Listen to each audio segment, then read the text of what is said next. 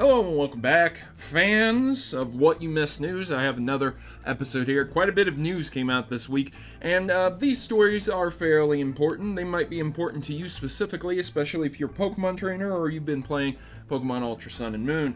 Again, people have been asking me where I get these things at, from eBay, from the 1UP boxes, the Super Geek boxes sometimes. They send me really cool shirts too. This is where I get my threads from. I've gotten so many of them that I rarely ever have to go out and buy my own stuff anymore. So it's really nice. Again, I do get a kickback from the boxes, but that's not really why I'm promoting them. The amount of money I get from the boxes each month are laughable. They barely even would pay for one lunch. I'm dead serious, so I don't make a lot off of it. I'm just promoting them because they're very nice, and they send me these boxes for free. In exchange, I promote them in my videos every now and then. So check them out if you're interested. I'll leave a link in the description below. Also, if you want to get these news stories a little bit earlier, you guys can follow me over on Twitter, where I'll tweet out some of the most major ones and talk about them, and you can contact me more directly there. But then again, I also have a Discord and email, and you can always comment down below. I do read all of my comments, or at least I very much try to. Now, with that in mind, let's jump into this What You Missed News. This would be a Black Friday segment, so again, if you're out there shopping and you're watching this to pass the time in the checkout line, or you're waiting to get into a store, thanks, and I really appreciate your support. So let's check this out. We have Valve changing the Steam review system to stop bots from manipulating pages. Now, this is really important because when you go onto Steam, you can find games. Let's just assume you're looking for a new game, okay? Now, you know that there are indie studios and AAA studios. You've seen games on YouTube. You know your friends tell you about games. But there might be some other games that aren't very popular yet. And you're thinking to yourself, well, how do I know this game is good? Usually, a lot of people will just look over and say, okay, user reviews. Mostly positive, mixed, or negative. If they're mostly negative, most people don't buy the game. If they're mixed, sometimes they'll buy the game. And if they're mostly positive, there you go. But bots can influence this. So if you're a programmer, you made this awesome game and it's pretty negative, you're getting negative attention because of something you did, or you're just really grimy, you can also buy a bunch of bots to give you a fake positive thumbs up.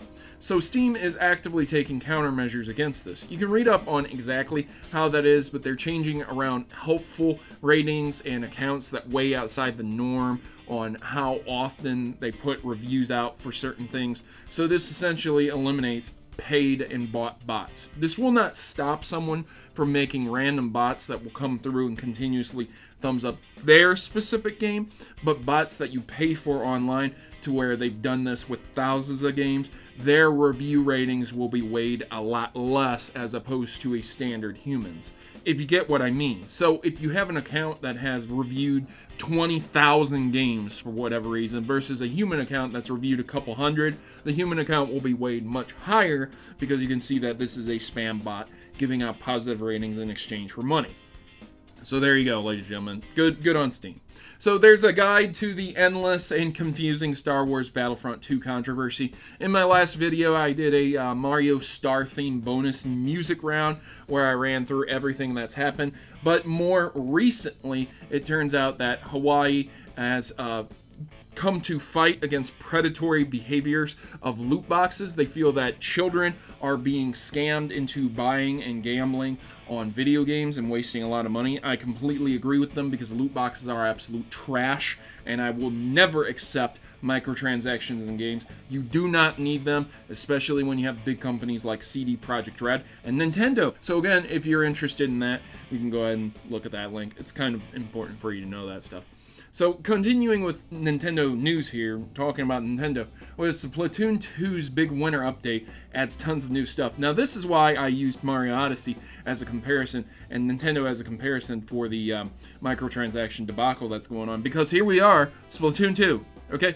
Does it run ads to make money? No. Does it force online payments? Well, as of now, it doesn't. It will in the future, but it's been a good solid several months, and no, there is no outside source of income other than just buying the game. Maybe amiibos, maybe that's like, good. I'd be surprised if that was even 1% of the profit Nintendo gets for Splatoon related stuff.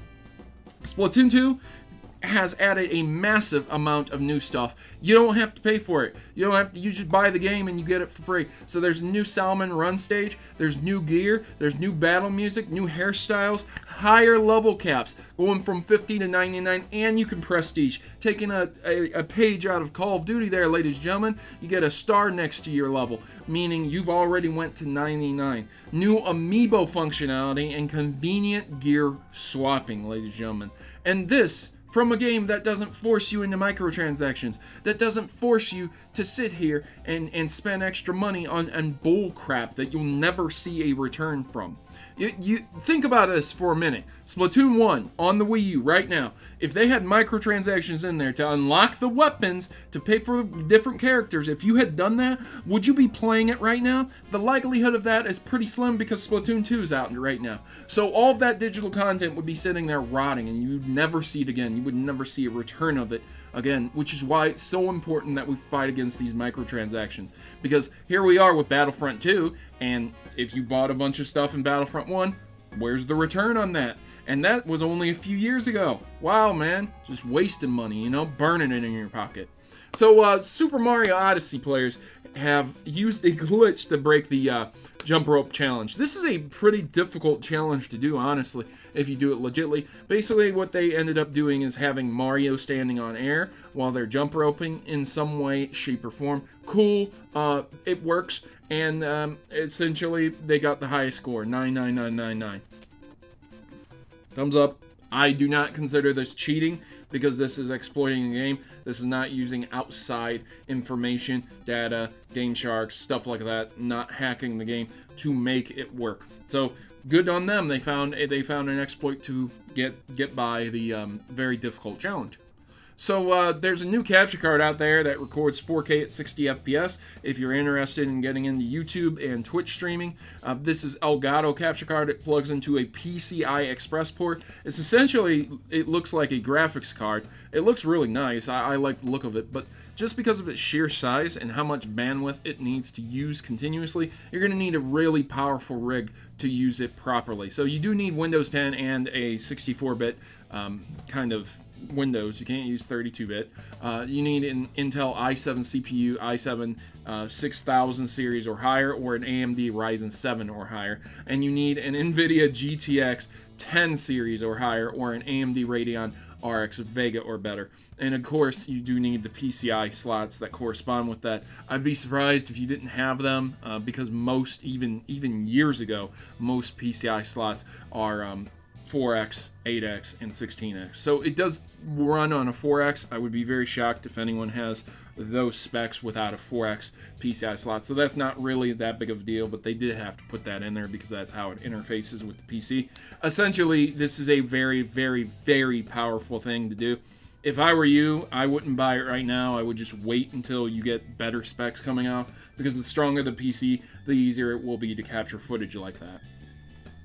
Xenoblade Chronicles 2 looks like it's going to continue Nintendo's hot streak, which this is just a subjective, opinionated article about the Xenoblade Chronicles 2 coming out. It's a good game, so it's going to make the Nintendo Switch sell more. I have to say that I'm somewhat against this, because I think the idea that what is going to sell the Nintendo Switch are games like Mario Odyssey and Zelda, maybe Metroid, maybe F-Zero, Star Fox. I do not feel that Xenoblade Chronicles 2 is going to appeal to the masses in such a way that Mario has. So I'm not saying that it won't be a good game at all. I agree, and I'm sure there's going to be a massive amount of people out there, probably 1 million to 2 million. But we're talking about the casual fan base to move Nintendo Switches. We're not talking about the diehard fans who are there anyways, whether this game existed or not.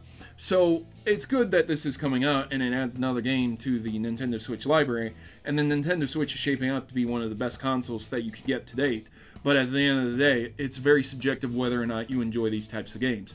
I think it'll be a good game, but it's still to be determined if it's going to really sell Nintendo Switch consoles or not.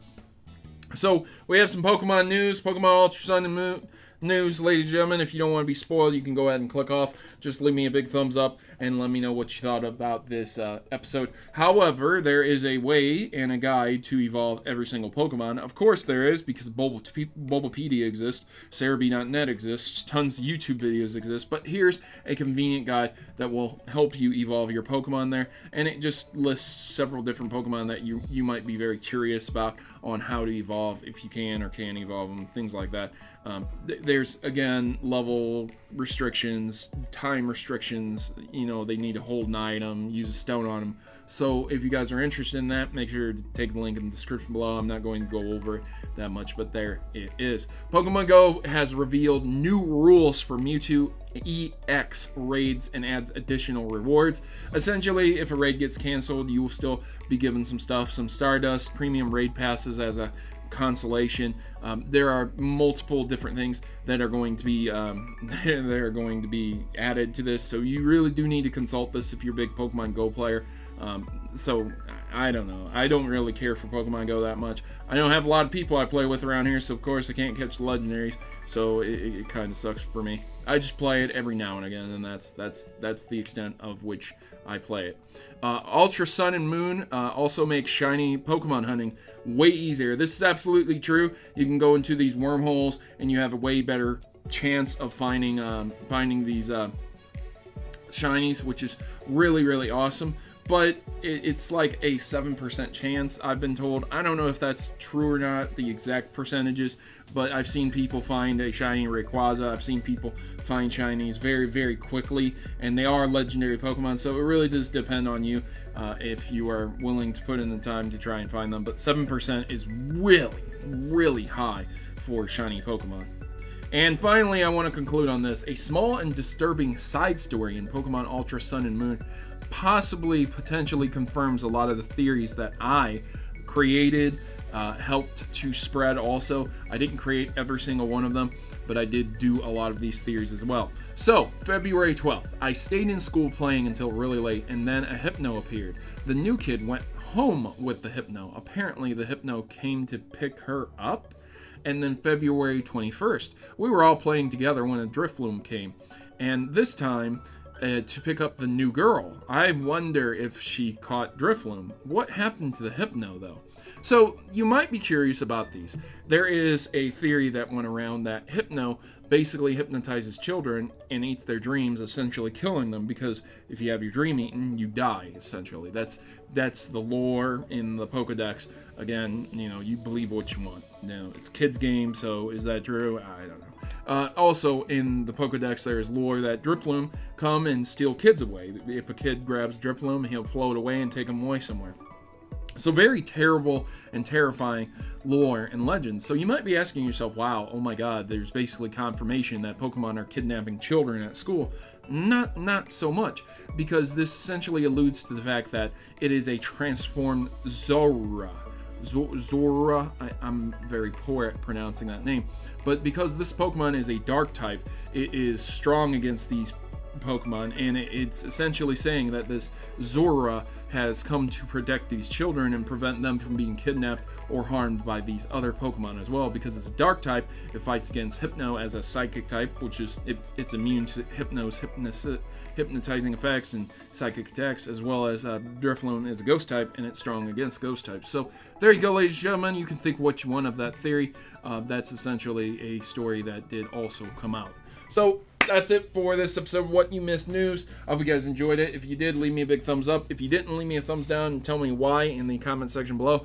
Do you believe that theory holds water? Do you believe the new kid is a transformed Zorua? Or do you think something else is going on? I hope to read your comments down in the section below. I've been your host, Protomario, and I'm signing out. I hope you guys are having a great Black Friday. And as for me, I hope to see you back here again soon. As always, good gaming. God bless.